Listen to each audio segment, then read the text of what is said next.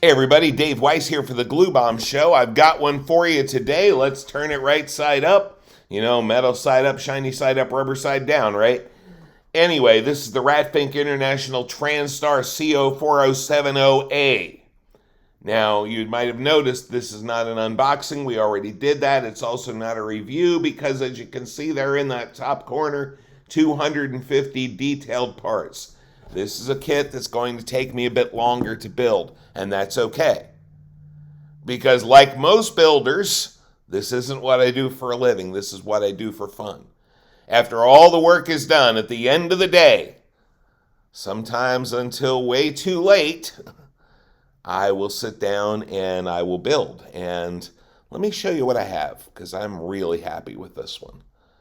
Okay, we got our drivetrain frame, engine. I guess that's part of the drivetrain, but anyway, wheels, tires, you name it. There's a lot of work done on this one already. It's been a lot of fun. I think it looks great. I'm very happy with it. I've changed my way of building on this kit. I've already been kind of working toward this. In the beginning, what I would do is I would paint out most of the parts on the sprues, and then I would glue them together. And I always kind of liked that because I could work a little more into the painting. However, I also have a lot of models that have loose pieces because the glue didn't adhere properly because I didn't scrape the paint properly. Truthfully, in the beginning, I didn't scrape the paint at all. Now I do a lot of paint scraping. But this particular kit, what I did instead was, because as you can probably see, a lot of this build is green and almost the entire engine is red.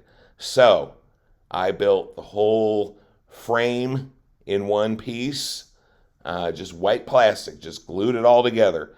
And I also did the engine that way.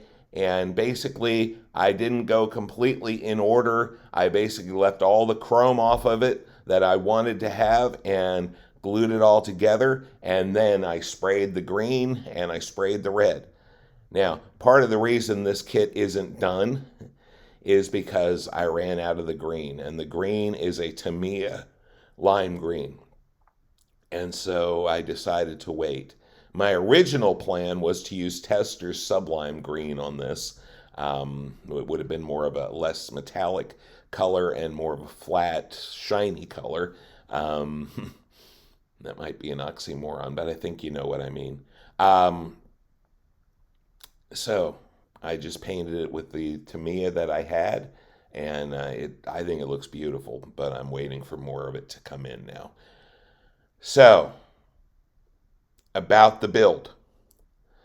The build on this kit is almost flawless. This thing goes together beautifully. About the only caveat I'll say to that is you have to watch the joints, where they're attached to the parts tree, not the sprue. I had a comment from a legendary model designer that explained to me those things that we have that all the parts attached to, they're not sprues. The sprue is something different in the manufacturing process. I thank him for that. And from now on, I'm going to try to not use the word sprue and to use the word parts tree instead. The connection points from the parts tree to the part itself are very thick. And even using a really nice nipper, you tend to have some leftover parts tree part on the part.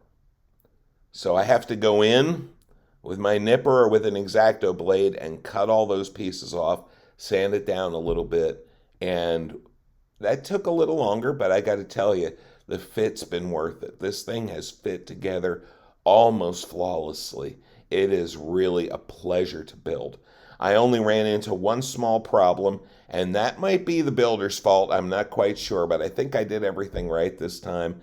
That drive shaft, the big drive shaft from the engine to the first rear axle, was a little too long, and it ended up having a bend in it to fit. So I carefully went in there with my nipper and I cut part of it away, just a small part. I didn't need to cut much. And then I glued it back together in place. And I think it went together pretty well. Um, Overall, I'm having a great time with this kit. Like I say, all I need to build yet is the body and the interior, and this will be done. And I'm having a great time with it, and that's good because model building is supposed to be fun.